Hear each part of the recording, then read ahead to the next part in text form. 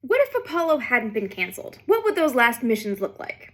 When Richard Nixon took office in 1969, Apollo had missions on the books through to Apollo 20. And of course, only 17 missions flew. After Apollo 17, there were no more trips to the moon. But do we know what those missions would have looked like? Maybe.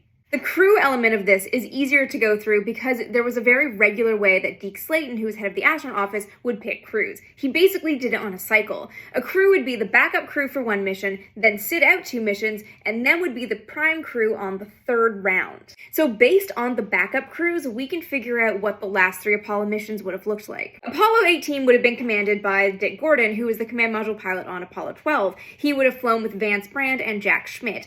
Jack Schmitt was ultimately actually moved to the crew of Apollo 17 because he was a trained geologist and NASA wanted at least one trained scientist to go to the moon. Apollo 19 would have been commanded by Apollo 13's Fred Hayes with Bill Pogue and Jerry Carr. Apollo 20 would have been a second lunar mission for Pete Conrad with Paul Weitz and Jack Luzma as his crew.